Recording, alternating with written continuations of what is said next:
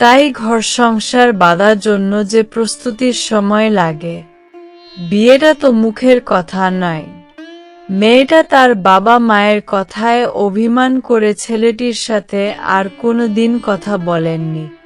অথচ ছেলেটির বাবা মা মেয়েটির বাড়িতে গিয়ে কথা বলেছিল, সময় চেয়েছিল, কিন্তু মেয়েটির বিয়ে হয়ে যা। ছেলেটি আজ সফল হয়েছে কিন্তু এখনো সে অপেক্ষায় কাটিয়ে অনেকটা বছর মেয়েটার অপেক্ষায়। তারপর একদিন দেখা হলো মেয়েটার সাথে তার, কিন্তু মেয়েটা তাকে ক্ষমা করল না।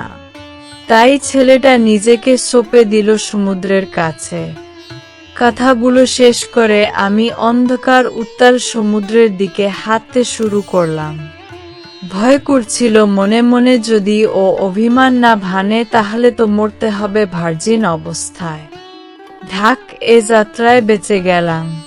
পিছনে থেকে দৌড়ে এসে জড়িয়ে ধরল ও আমাকে, এখনো সেই রকম পাগল আছো, একটু বদলাওনি। তোমার মা বাবা এসেছিলেন শুনেছি, কিন্তু ততদিনে সব ঠিক হয়ে গেছিল আমার বাড়ি থেকে। কিন্তু পরের সংসারটা আমি করতে পারলাম না। আমিও তো তোমাকে খুঁজেছি কত, তুমি বিদেশে চাকরি করতে চলে গেছিলে। অনেক অপেক্ষা করছি, রাগ অভিমান অনেক ছিল, হয়তো তখন পেলে খুন করে দিতাম। বাবা মায়ের উপর একটা কথা বলার সাহস ছিল না।